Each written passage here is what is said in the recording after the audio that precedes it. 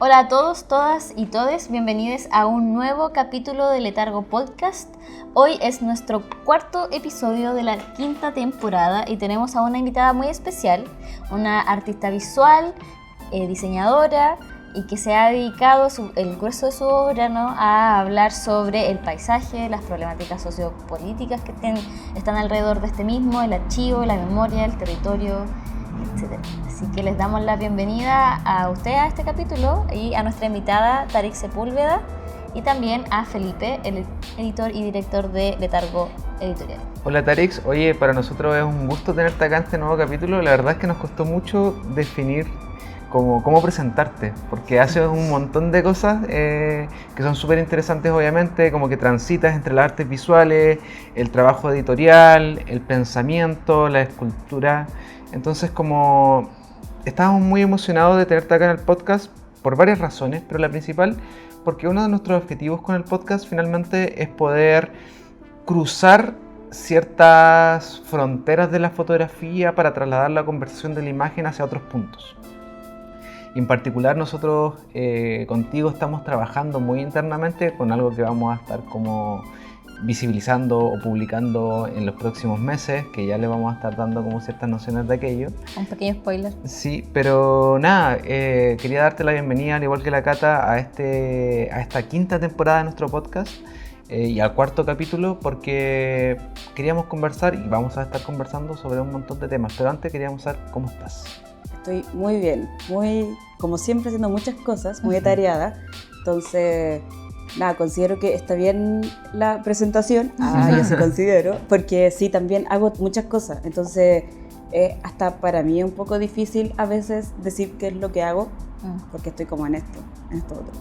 Entonces, está bien. Me gustaría que comenzáramos por podríamos entenderlo como un territorio común, como un territorio que conocemos, como un territorio que donde nos movemos, por lo menos en esta mesa, de forma más con autoridad, que es la fotografía. Nosotros te hicimos una entrevista el año 2024, 2023, que fue Dani, nuestra querida amiga periodista del equipo de redacción de Letargo. Fue el 24. 24 el año pasado. Y en esa entrevista tú ya dabas a entrever cómo funcionaba tu relación con la fotografía. Y en esa entrevista tú mencionas que para ti la fotografía funciona más bien como una arqueología de lo sentimental. Concepto que me pareció muy lindo y que me gustaría que partiéramos profundizando tu relación con la fotografía y qué significa para ti eso de la arqueología de lo sentimental. Mira, siempre he pensado que yo pensé que me había acercado a la fotografía desde la universidad, porque típico ramo de fotografía, no sé, fotografía análoga y cosas así. Pero revisando mi archivo de fotos, me di cuenta que saco fotos desde muy chica. Y tengo cámaras desde muy chica. Entonces, cuando me empiezo a dar cuenta también de cómo trabajo y de las cosas que he ido haciendo, también me he ido como dando cuenta que los procesos en los que trabajo siempre estoy tratando de archivar o generar como un objeto o una imagen en la que estoy guardando ciertas cosas que no siempre las uso de inmediato, sino que voy generando este espacio que aún no sé bien cómo nombrarlo, pero voy generando esto en el que yo tengo todas estas imágenes, tanto de registro de, no sé, de obras, de espacios. Yo básicamente tengo hartos problemas de memoria, entonces yo le saco foto a todo. Entonces siempre ando con una cámara o siempre ando con el celular. Bueno, ahora que es más fácil en el fondo andar como registrando, y eso me pasa desde súper chica. Entonces como que desde súper chica siempre he andado con una cámara, que primero me la regaló mi papá, que después, no sé, pues mi mamá, y así fui como... Tengo una caja, una colección de cámaras como de estas, ¿cómo se llaman estas? Como chicas, así como... ¿Point and shoot? Sí, tengo así millones. Y tengo las cámaras que eran de mi papá y cámaras digitales que ya no uso en realidad. Entonces, después ya cuando empecé como a trabajar dentro de la escultura, empecé también como esta idea de la arqueología un poco, se me vino a la mente por el proceso que yo hacía de obra en el fondo. Entonces, claro, también ahí dije, mi trabajo es muy de arqueología, ciertas cosas, como descubrir objetos, ir descubriendo imágenes, como estos medios, pero siempre tiene que ver con como yo objeto de estudio, mi familia como objeto de estudio, aunque en la obra final no se ve. Entonces siempre era como, sí, pues estoy haciendo como un tipo de arqueología de estos afectos o de lo afectivo, pero en el fondo nunca hablo de eso. Como que al principio era como, no, me interesa esto, me interesa este lugar, me interesa este territorio, pero tampoco explicaba tanto el por qué. Entonces, de a poco fui yo misma como entendiendo el por qué, cómo, encontré estos archivos familiares y ahí fui como desarrollando toda una investigación más grande. Y siempre he pensado que un poco es como esto de detective, de inspeccionar cosas, de buscar cosas. Entonces, claro, ahí voy tratando de generar que no sé si, yo lo llamo archivo igual, pero es un archivo en el cual tengo muchas cosas. Tengo hasta objetos. O sea, en un tiempo me dio por guardar cochayuyo y tenía muchos cochayuyos de distintos colores porque como por el tipo de cómo se secan, los colores que van tomando según la cantidad de años, pero como estaban expuestos también a contaminación, tenían otros colores, entonces después también los pasé por ¿cómo se llama esto? Por un microscopio para ver qué tenían. Entonces, ya después cuando dije, ya, filo, no voy a hacer nada más con esto, se están pudriendo, los boté. Pero los tuve, no sé, 4 años en mi taller. Un montón. Entonces me cambié de taller y fue como, ya, esto no me lo puedo llevar para la casa, está podrido. Ya, porque claro, es materia viva en el fondo, aunque esté muerto, se empieza a pudrir. Es orgánico, o sea, me refiero a está muerto porque se cortó de la raíz del fondo del mar. Entonces, no así con las fotos o no así con la arena. Tengo cajas de arena guardadas en una bodega en la casa de mi hermana. Y son cosas que guardo. Claro. Y en este guardar y archivar también y esta mezcla con la fotografía, cómo ambas cosas me gustaría que nos contaras un poco de cómo estas cosas de manera como yuxtapuesta se han ido utilizando como una herramienta de preservar esta memoria personal y familiar también. Mira, pasa mucho que, como les comento, tengo muchos problemas de recordar cosas. Entonces no recuerdo como desde los 11 años hacia atrás. Entonces siempre preguntaba cosas y no me respondían todas las preguntas que yo hacía. Entonces cuando encontré estos archivos, muchas de esas respuestas fueron como, Entonces empecé como yo a armar esto. Como esto que yo me imaginaba, esto era así, y ahí también involucré a mi familia. Entonces, sí, esto es así. Mi hermana me ha acompañado a hacer fotos ahora, aunque yo igual voy harto a Ventana, en las vacaciones, en invierno. Pero ciertos periodos específicos que me gusta sacar fotos, le he pedido ya que me acompañe. Entonces vamos por el día, hacemos fotos, me devuelvo. Entonces, para mí igual es súper importante tener este registro de imágenes, de cómo ha ido cambiando ese paisaje. Porque también pasa que han habido planes de cosas, o sea, había una laguna y esa laguna estaba contaminada y ahora la recuperaron. Entonces, también ese proceso le saqué fotos, no sé, a la laguna ahora. A la laguna contaminada hay fotos de mi infancia. Entonces, como que yo también siempre le he hecho como, encontré esta foto y ahora tengo yo sé cómo está ahora y es como, ya sé que tengo que ir a sacarle fotos. Entonces también hago ese trabajo como de, tengo el pasado, tengo el presente, a lo mejor no lo voy a usar. Todavía no sé si lo voy a usar, pero igual voy y hago ese trabajo de decir, así está ahora, así estaba, lo voy a ir a fotografiar porque así, yo lo recuerdo así y en mi presente está de esta forma. Claro. Y me interesa igual tener los dos espacios o los dos como contextos. Porque también puedo después recurrir a, esto está así, a ver qué encuentro en las noticias. Me gusta hacer como ese cruce de información. Antes de entrar a esos detalles como de tu práctica de investigación documental, de archivo más, no tu archivo, sino que ir a otros archivos, me gustaría hacerte una pregunta que a mí me parece clave en tu obra y que me gustaría mencionarlo porque precisamente es algo que he notado trabajando juntos, que tiene que ver con la importancia que tiene para ti la carga emotiva o lo emocional en tu obra. ¿Por qué? Porque hablamos de, por ejemplo, que tu investigación o tu recolección de archivos se relaciona directamente con tu memoria. Y también hay quizás voy a pecar, me voy a equivocar, pero ahí me puedes corregir tú, que tu familia igual es relevante al momento de pensarse, al momento de crear. Por ejemplo, que salgas a sacar fotografías con tu hermana, igual es como interesante aquello. Entonces me gustaría preguntarte como qué rol cumple o cuán importante es para ti esa emotividad o tu relación con la familia al momento de pensarte un proceso creativo o al momento de pensar una obra. ¿Qué rol cumple ahí ese factor? O sea, ponte, siempre he trabajado desde ciertas conversaciones familiares. Ajá. Mi hermana es diseñadora industrial, entonces ciertos procesos, ponte que trabajo con resina o cosas así, igual los aprendí o los vi o sabía de ciertos conceptos a partir de lo que se hablaba, no sé, en el almuerzo en la mesa cuando ella estaba, no sé, trabajando en un museo de aviones y tenía que hablar de ciertos materiales, y decía, no, que la fibra de vidrio con no sé qué y la masilla, no sé qué. Entonces yo llegaba después a la U y era como, ¿qué puedo hacer con esto? Investigar, a ver si mezclo todo. ¿Cachai? Y era como, upsi, parece que no se podía mezclar la masilla y la resina juntos. Y mi profe era como, no se puede mezclar. Sí, aprendí. Así me di cuenta. ¿Cachai? Como si me dijeron estas burbujas y la temperatura cómo subió y cómo se quemó esto, me lo mostró. ¿Cachai? Pero era como, claro, a partir de también lo que iba escuchando, de cómo eran los otros procesos de otras disciplinas o de otras cosas, a mí me llamaba la atención eso y yo lo iba aplicando y lo iba mostrando.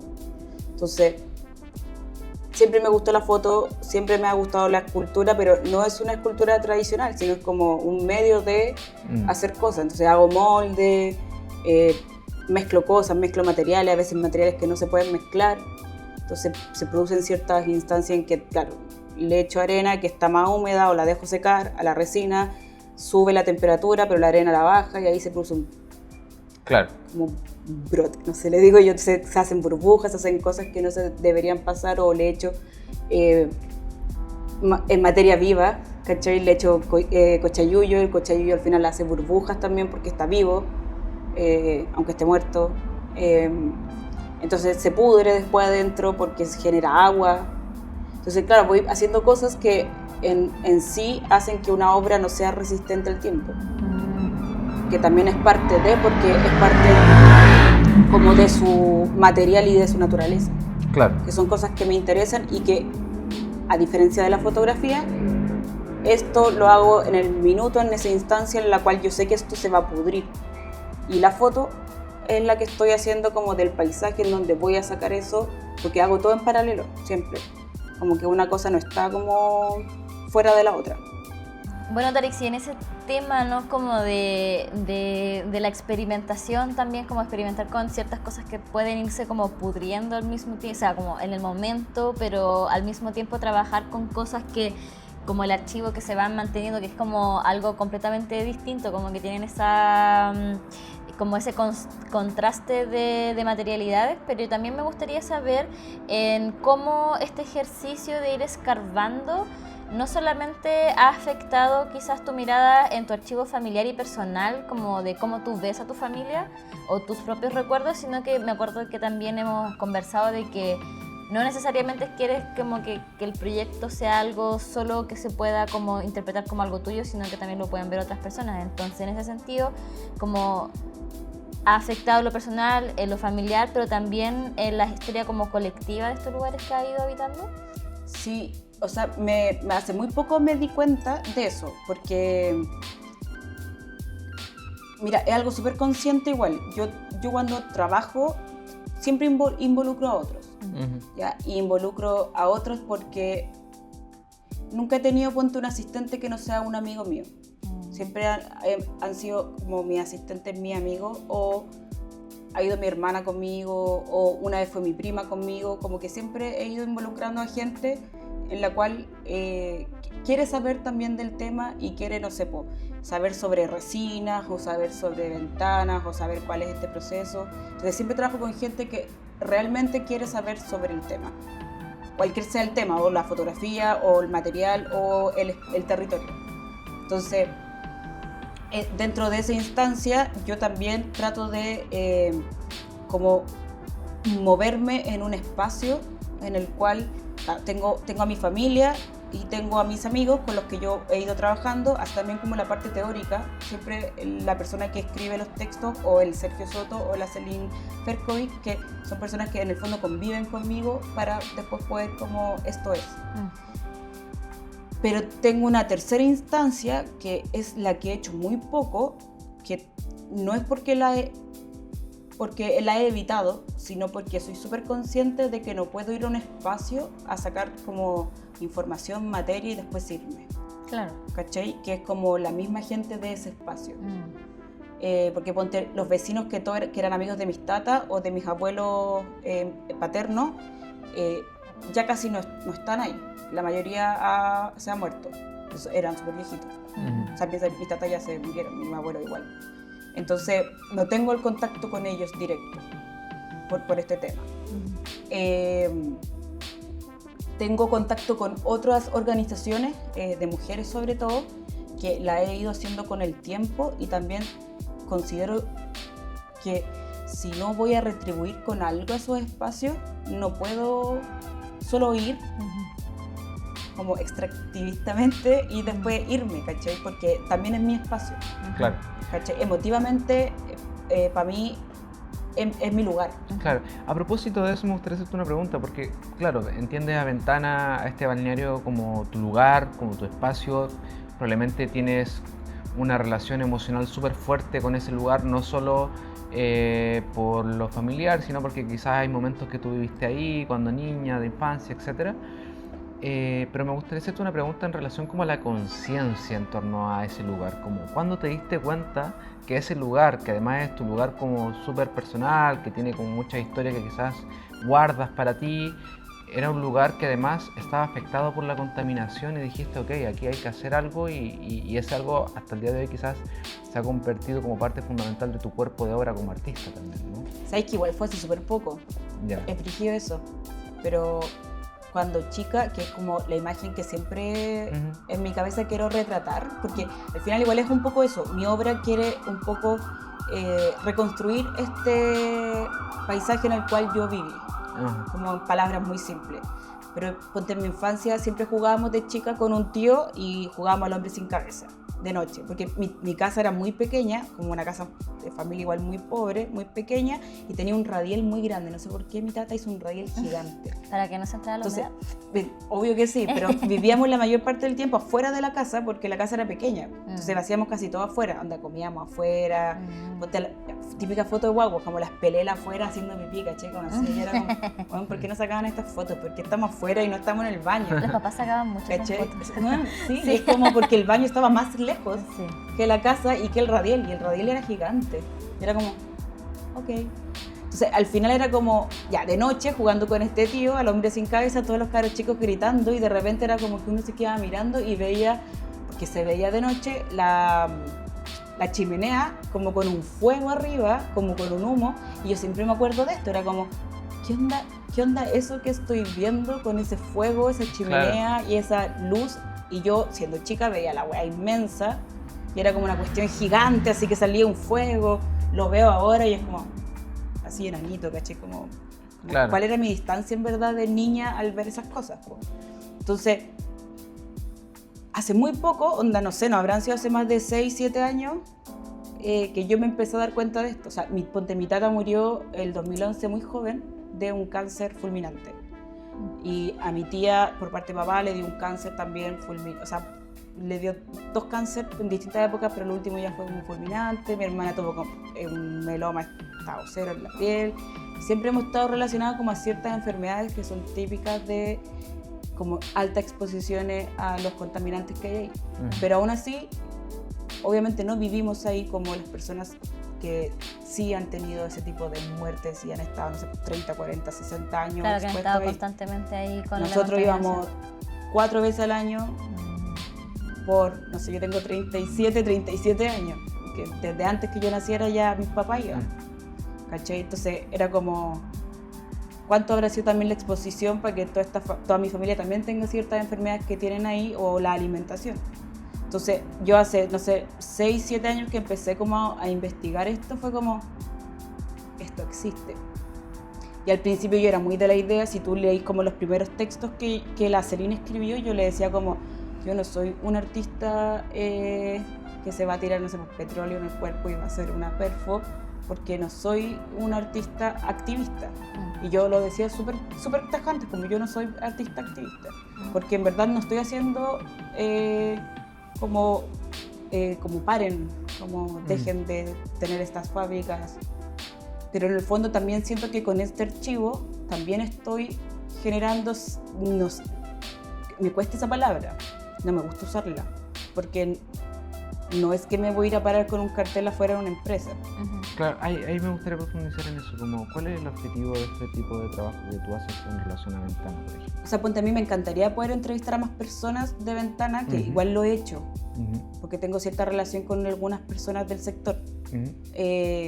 Y me encantaría poder trabajar con ellos, con sus archivos. Esto es como un sueño que tengo así en el futuro, ver archivos de fotos de otras personas. He intentado contactar gente, pero no me considero en sí como estas personas activistas que están al 100% claro, de esto. Claro, porque tú eres artista, no eres activista. Claro, entonces me siento muy farsa de decir como, no, yo quiero que exista un cambio y no sé, porque las empresas dejen de producir en ese espacio y ser como... Porque sé también que es súper difícil y que no va a pasar. Claro. Pero sí también puedo generar una conciencia de que esto está pasando y que estas familias existen. Claro.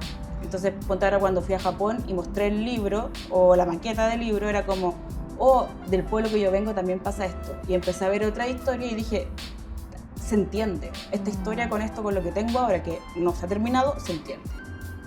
Si llego a un país que no hablan mi idioma y puedo explicarlo en un inglés así cavernícola total y ellos lo entienden, es porque voy bien. Funciona, claro. Claro, y aparte igual Japón es un país altamente industrializado, como que tenemos hartas cosas en común con Japón en realidad, y eso igual puede, claro, como lo que hablábamos recién, que quizás toda esta historia personal también se puede llegar a plasmar en otras historias familiares y también territoriales.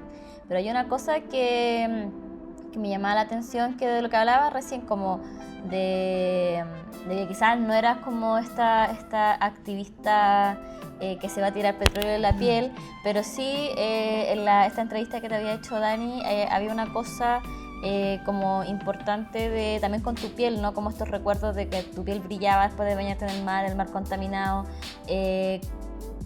¿Cómo has podido utilizar este tipo de cosas, este tipo de recuerdos de cosas de la contaminación como un material artístico también para tu libro y para... O sea, ponte... para tu proyecto en general. Estoy todo el rato intentando reproducir ese brillo. ¿Cachai? Entonces empecé a trabajar con la resina. Entonces partí como en la escultura, ahora no sé, pues estoy haciendo pruebas de materiales para las fotos. Nunca lo he logrado tanto, o sí, en mi cabeza, porque me interesa mucho que la piel en el fondo es el órgano más largo, así más grande del cuerpo, y el que es más afectado por todos los químicos, porque el primero que recibe los químicos, los transpira, los siente en el mar, ¿cachai? Entonces, o si tú comías algo tóxico también se ve por la piel. Entonces yo tengo un tipo de alergia muy raro que es como que en verdad soy reactiva y se me pone roja la piel y en fin. Y me interesa mucho cómo la piel, al ser este tipo de órgano que en verdad siempre está vivo, puede reaccionar a cosas. Y eso también quiero como que se vea, como yo recuerdo, no sé, pues, ese brillo en el traje de baño, o como yo recuerdo, no sé, pues, ese brillo cuando yo salía al mar y salía toda cochina, como, no sé, pues mis papás me bañaban, como les dije, el baño estaba lejos, no teníamos ducha, básicamente en un bol, y te refregaban porque estaba tapado en petróleo y había que sacarlo, ¿cachai? Y eran como unas cositas que se te pegaban. Wow. Y es como, yo tengo todos esos recuerdos como, qué precioso era que me brillaba la piel, claro, como con escarchitas. Porque era una niña también. Pero en el fondo todas esas escarchitas eran contaminantes. Entonces, es como, yo siempre he dicho, como encontrar eso precioso. Y en mi cabeza nunca era consciente de que eso podía producir algo. Ahí quería hacerte una pregunta en relación a eso, porque me parece súper interesante, porque claro, en estas memorias, en estos recuerdos, hay una relación emocional y también hay un ejercicio también de cuidar, de entender, de apreciar, y que en la práctica, si uno lo quiere, voy a llevar el caso de la creación del libro, uno quiere llevar a la práctica eso de representarlo, también hay un ejercicio de estetización, donde como de encontrar belleza en aquello que era que hasta cierto punto entendemos como contaminación, pero ¿cómo podemos pensar esa contradicción? Porque al final esa belleza que está ahí contiene oculta por debajo el relato de algo súper negativo, ¿no? Que es la contaminación. Claro, que te produce un montón de enfermedades al final. Claro, ¿qué te pasa cuando pensáis, por ejemplo, en estos recuerdos tan lindos, pero que ahora lo pensáis desde este otro punto que también era súper crítico igual, ¿no? O sea, ponte, ahora que te dije que me había dado cuenta hace muy poco que como todo lo que contiene esto es como, claro, ¿qué pasa si todo eso que yo decía, güey, qué maravilloso esto que me brilla, estas escarchas que tengo en mi piel, si todo eso es lo que me produjo todos estos tipos de alergia que he tenido?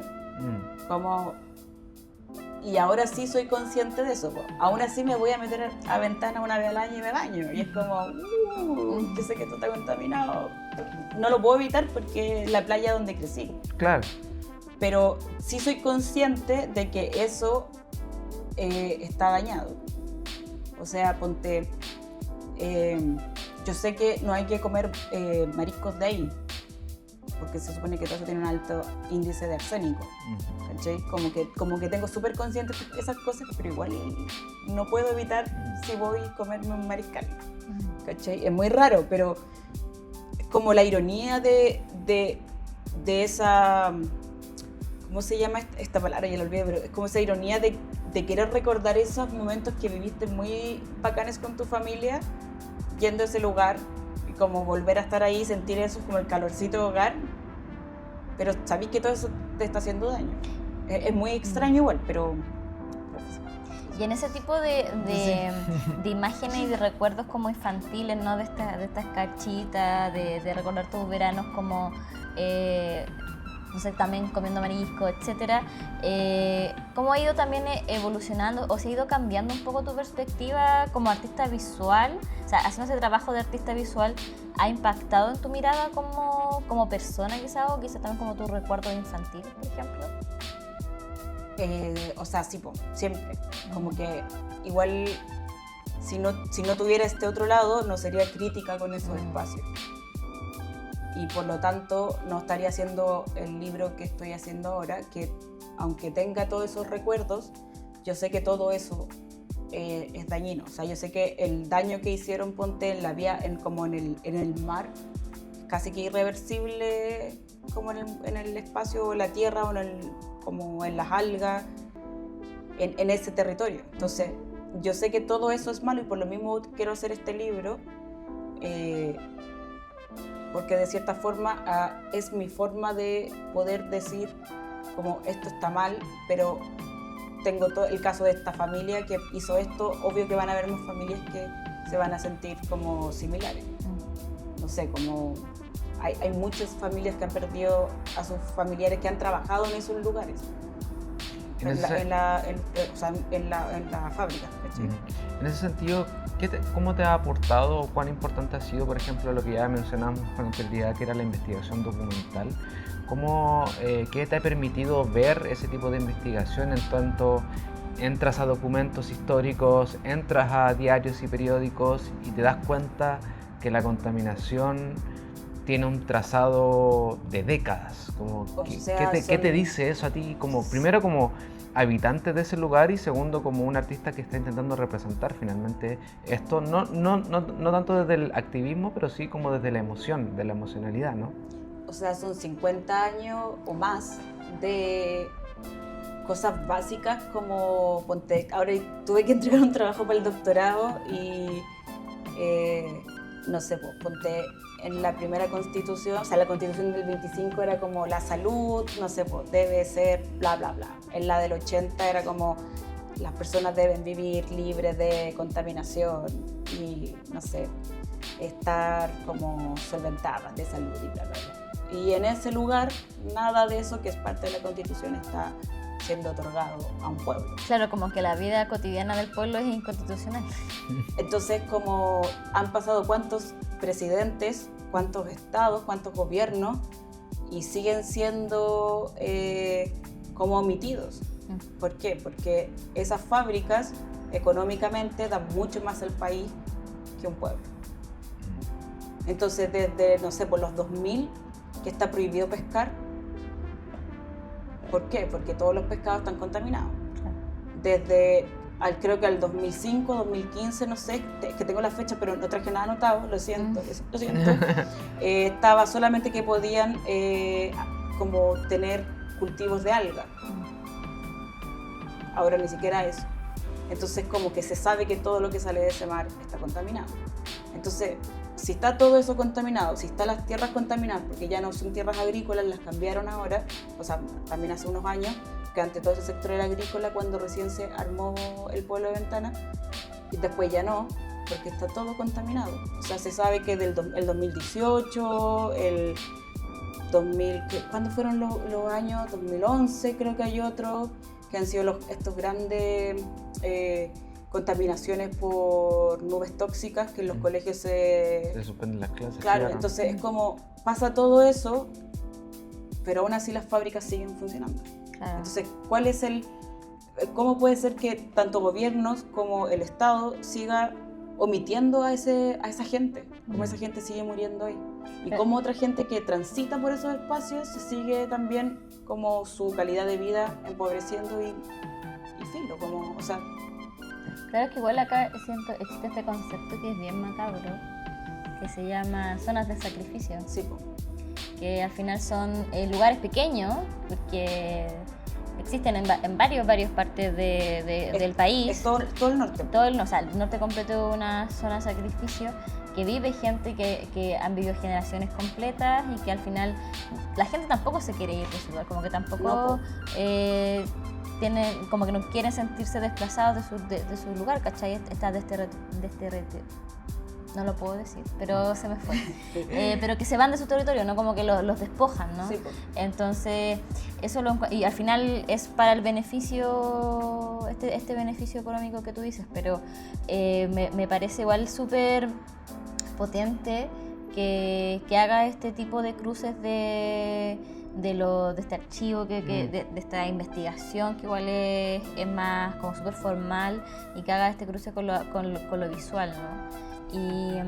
Y en este tipo de cosas como investigativas también, que es algo igual no siempre va de la mano con lo artístico, entonces quisiera saber si es que ha ido como moldeando o ha ido como evolucionando quizás tu mirada como artista también. Sí, mucho, porque también ahora comprendo un poco, o pues también porque este año entré al doctorado, entonces como que he tenido cursos, en este primer semestre fue súper intenso igual, y tuvimos cursos como ya metodología, no sé, investigación tanto, texto, bla. Y fue como que me fui dando cuenta que sí tenía una especie de metodología a partir de estas mismas cosas que he ido trabajando durante este tiempo. Lo que sí que mi metodología no tiene un tiempo, entonces no sé cómo esos artistas que sacan obras. Claro, que todo una hora al año estamos ahí exponiendo. Claro. Yo soy súper lenta para mi proceso, entonces como que me pierdo a veces, me voy a hacer otra cosa porque como dije, trabajo súper como en muchos aspectos, entonces como que de repente me meto en un proyecto, hago esto, siempre tengo esto aquí y voy entre medio haciendo cosas claro, cuando como tengo está latente. tiempo. Sí, entonces como que ahí a veces me hago humus.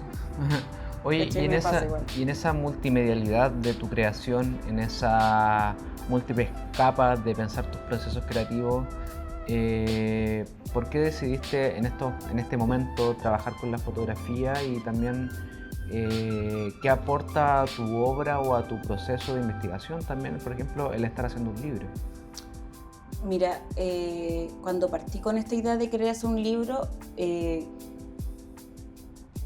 siempre pensé como tengo todo este archivo de fotos como de mi infancia y quiero hacer algo con él y no sabía cómo incluirlo a mi obra como escultórica, claro, o a mi obra más como de instalación. Entonces siempre he estado como arraigada a la foto, siempre he trabajado en foto, aún así no me llamo fotógrafa como de disciplina, porque creo que no creo en nada, no creo en las disciplinas. No creo en las disciplinas, pero no, creo que las cosas son un poco más fluidas y que puedo... Indisciplinada eres. Soy indisciplinada con todo, lo siento, sí. No, real, como que me puedo meter en el diseño, llevo 15 años diseñando, entonces cuando alguien me dice como, pero no eres diseñador, y yo, mira, perrito, he hecho todo esto. Pero tampoco es por eso, es como porque tengo muchos intereses, como que tengo muchas curiosidades. Entonces, como que siempre estoy así y siempre tengo la cámara, siempre la he tenido, para mí siempre ha sido un recurso de como no quiero olvidar esto, las fotos, yo sé que esto lo voy a poder olvidar después. Entonces, como que voy generando estas imágenes. Para mí la imagen es súper importante. Yo sé que la imagen se puede modificar, se puede arreglar, existe el Photoshop, te puedo borrar lo que queráis, ¿cachai? Puedo borrar esto. Pero yo sé que tengo esa imagen y tengo ese archivo y tengo ese espacio en el cual trabajo y puedo transitar también de eso a esto otro y también nunca sabía bien cómo mostrar las fotos. Entonces, para mí lo más lógico es que si creo que estoy generando esta especie de arqueología de afectos, también puedo generar este libro con esas imágenes que estoy guardando en ese espacio. Y ese libro, el resultado que tenga, puede mostrar algo de esos intereses que yo voy teniendo. Sea muy como esto que decía hoy día el Gaspar, que decía que las primeras 15 fotos eran solo de ese pasto,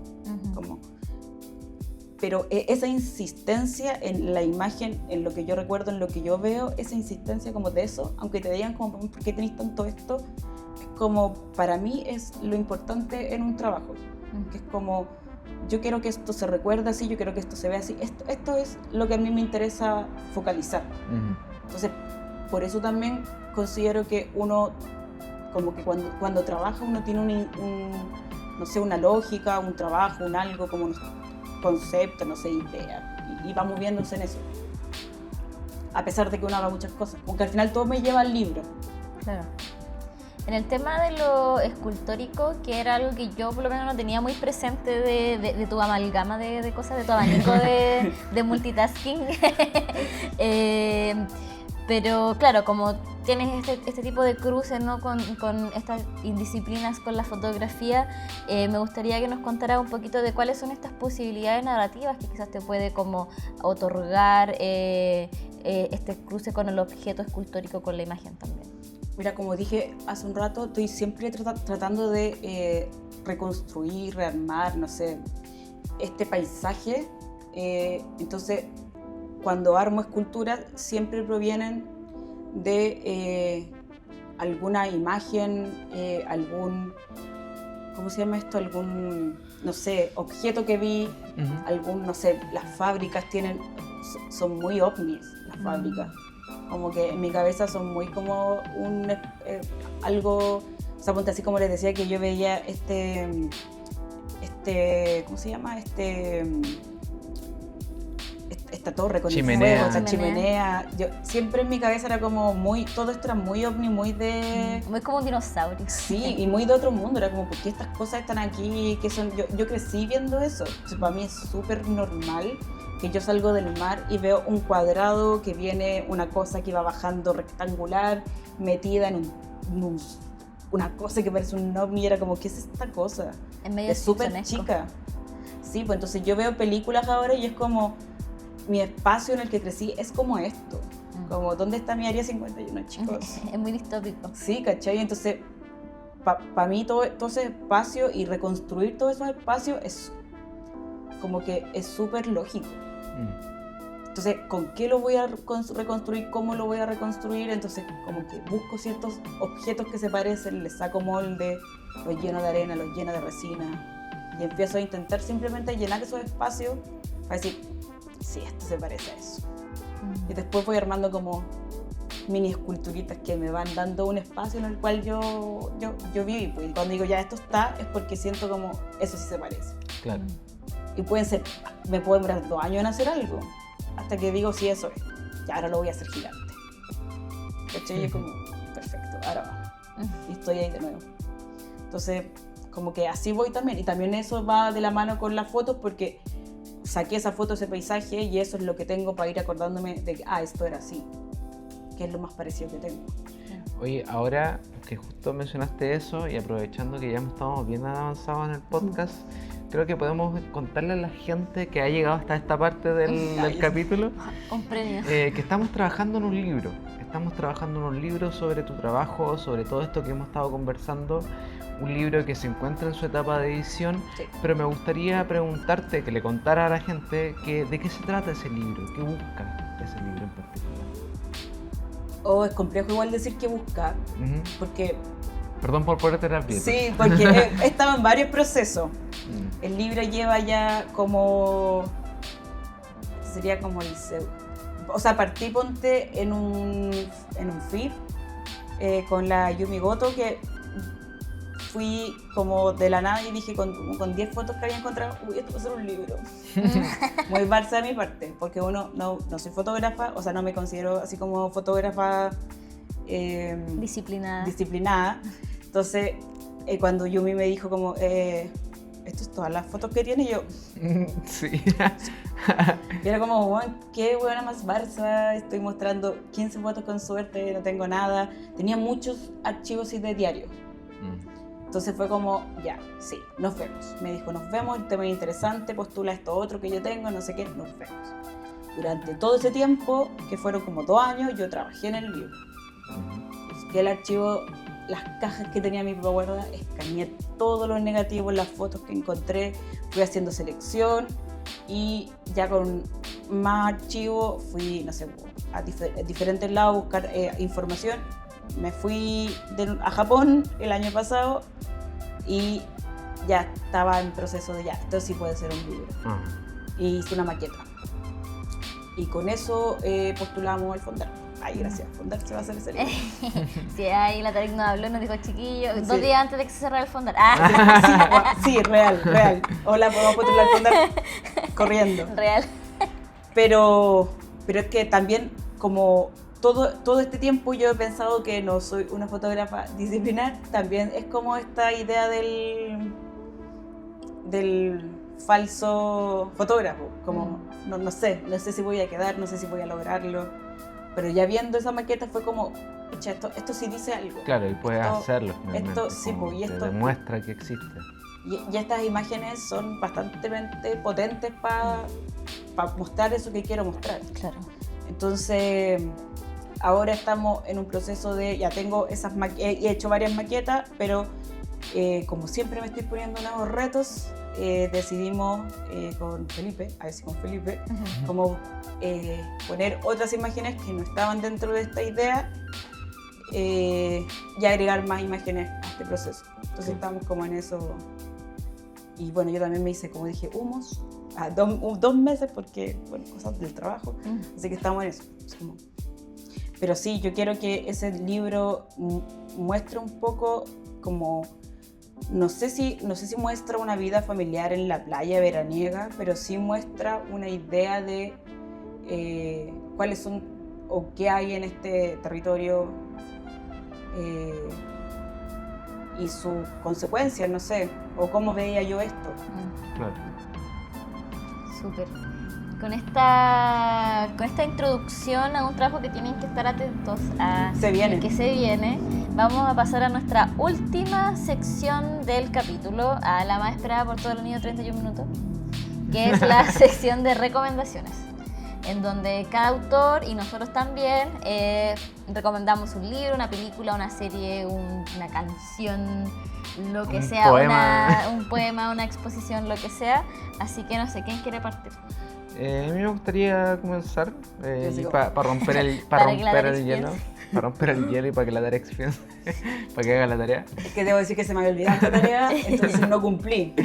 Bueno, yo sí cumplí y traje un libro que actualmente estoy leyendo. Se llama En el camino de Jack Kerouac. El título original en inglés es On the Road. Y debo admitir que lo empecé a leer porque es un dato que yo no sabía. Bueno, yo creo que todos conocen el libro Los Americanos de Robert Frank. Pero el texto dentro de ese libro está escrito por este autor, por Jack Kerouac, que fue integrante más bien del movimiento Beat estadounidense, que era este movimiento como liberal en contra del conservadurismo estadounidense de mediados del siglo XX. Y el libro en particular lo encuentro muy bueno y por eso hago la recomendación finalmente, porque es una historia de este personaje principal que quiere convertirse en escritor, pero que no quiere llevar una vida tradicional y que empieza a recorrer las carreteras estadounidenses y se va dando cuenta de la tristeza, la emocionalidad, la amistad y finalmente lo que podríamos entender como el fracaso de lo que es vivir en un supuesto país desarrollado. Y que creo que viene a la conversación precisamente porque destruye esta imagen ilusoria de la idea del progreso.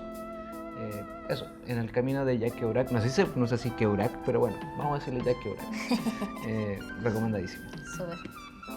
Ya, miren, yo he leído muchas cosas últimamente, porque como dije, estoy estudiando nuevamente, y el último libro real que me leí, porque he leído capítulos de cosas para mi estudio, fue un libro que yo creo que todo el mundo debería leer, que es sobre Walter y Dora Benjamin, que realmente es sobre Dora Benjamin, como su vida, su obra, su trabajo, y son cartas que ella se mandaba con Walter Benjamin. Dora es su esposa, ex esposa, y son cartas que se mandaba ella con él, después ella con amigos de él y amigos de él con ella. Y todo un archivo que hizo una teórica alemana y que gracias a los hijos, los nietos, etcétera, de Dora y Walter Benjamin salió a la luz.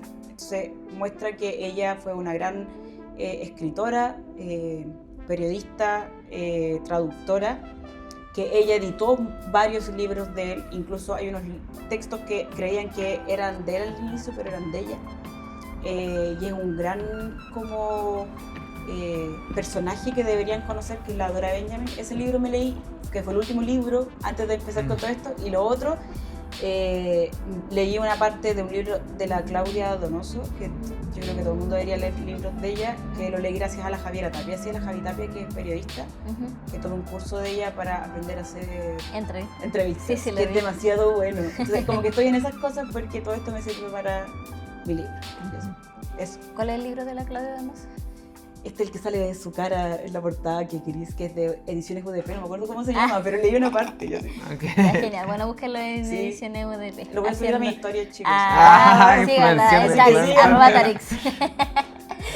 Bueno, mi recomendación de hoy es Una ballena es un país, de Isabel Zapata, de la editorial Falso Azufre. Este libro lo leí porque llegó a mi trabajo. Llegó hace mucho tiempo, en verdad, llegó el año pasado y duró muy poquito. Bueno, igual cuando son editoriales chiquititas a la librería no llegan tantas cosas o a veces no se piden tantas cosas. Pero sí, mucha de la gente que estaba alrededor mío lo estaba leyendo y a mí me daba como mucho FOMO. Sí, yo sé. Porque yo así como, ¿por qué yo no lo estoy leyendo? Y lo encontré en una feria de libros. Y no en tu trabajo. No en mi trabajo. Y dije, oh, está acá, porque no había llegado de vuelta a mi trabajo, entonces fue como, se lo compré directamente a la editorial. El libro es muy extraño, es un libro muy experimental, tiene poesía, tiene ensayo, tiene diccionario, tiene un conocimiento científico plasmado de una manera poética preciosa, y es un libro que nos invita a todos los humanos a dejar de ponernos como en el centro del universo y empezar a mirar a los animales también en relación con, no con nosotros necesariamente, sino que también en relación con ellos mismos y con sus propios entornos. Qué lindo. Y Una ballena es un país es uno de los textos que es precioso, lo amé, y que al final habla de que las ballenas en sí mismos, encima de ellas, tienen su propio ecosistema, Sí, pues. porque tienen estos plancton que también se comen, tienen sus microbios, tienen un montón de microorganismos viviendo encima de ellas, y que además las ballenas también son mamíferos, son como del poco, no sé si son los pocos mamíferos que están en el mar, y son animales altamente inteligentes y sensibles que también sufren cuando secuestran a sus hijos. No. Porque lo entienden que se lo están arrebatando. Tiene una prosa preciosa, tiene unos textos muy lindos, científicos, antropológicos, sobre la perra laica. Lo recomiendo al 100% que lo busquen en la editorial Falso Azufre. Así que con esa última recomendación damos por terminado el capítulo de hoy. Le damos muchas gracias a Tarix, muchas gracias a todos ustedes por sintonizarnos una vez más. Y recuerden que nos pueden encontrar en Spotify, Apple Podcast, YouTube, Instagram, Twitter como @letargoeditorial. En todas las teles. Muchas gracias. Gracias. Chao, nos vemos.